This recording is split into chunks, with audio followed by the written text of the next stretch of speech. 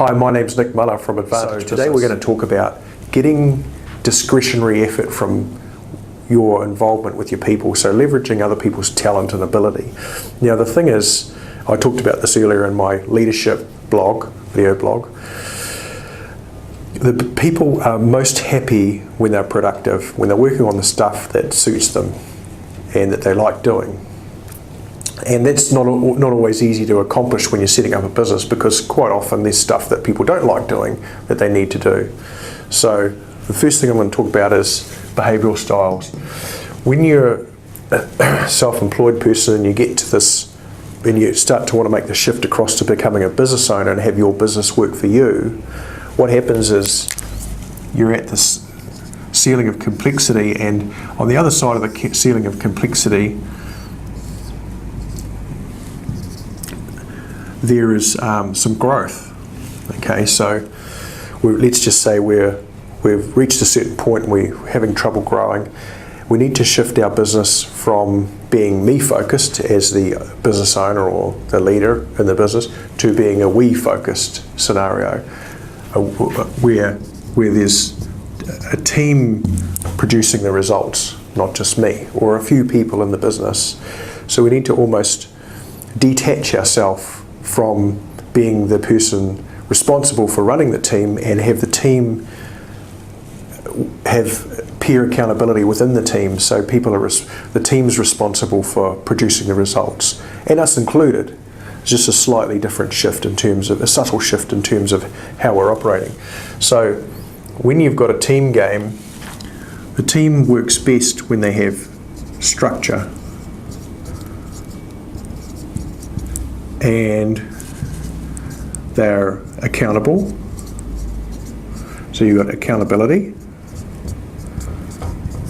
and it's consistent with their behavioural style. What I mean by that is working to strengths.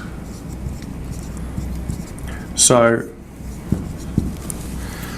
when you're organising a team, you need to understand who's good at what. Okay, so some people are naturally wired more technically, and some people are naturally wired as more people.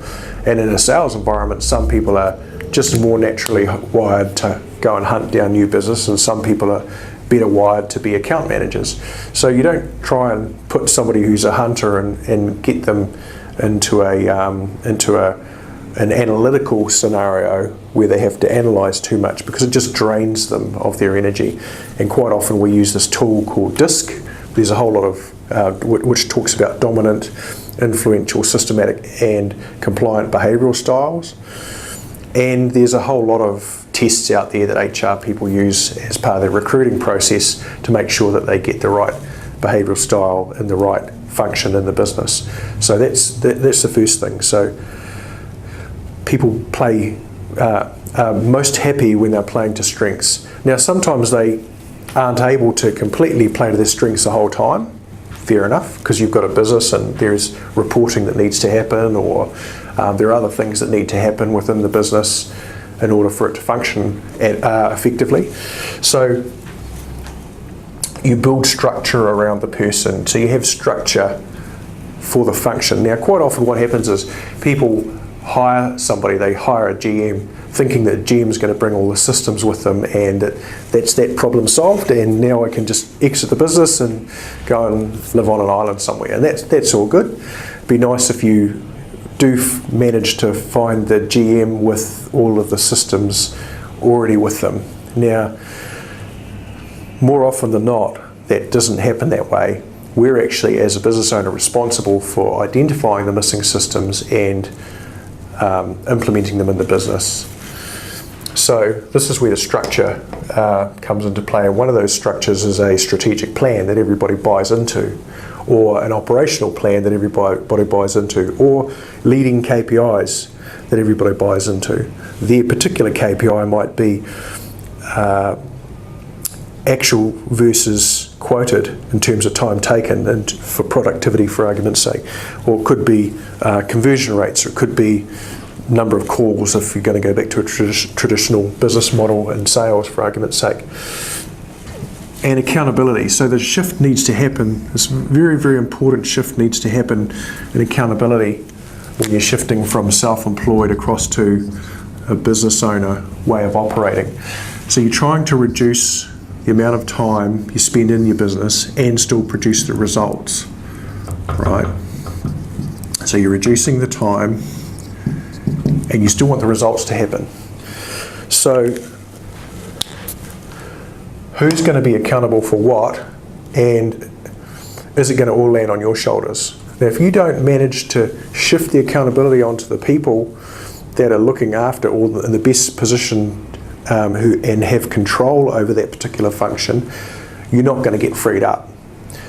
And so one of the ways is to have a KPI you can measure, get the system into place so you can measure the number of times it happens, and work with that person, coach them and work alongside them.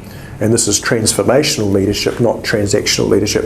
Transformational leadership is about supporting people to hit their goals and to accomplish whatever they're committed to. So my suggestion is, and it's just a couple of examples, my suggestion is that to get the best out of people and to have the discretionary effort working for you and your business working for you, have your people on board, productive equals happy, have the right people in the right seat, have the right structure in place for them, and create peer accountability. So understand team dynamics and implement that in your business. Thank you.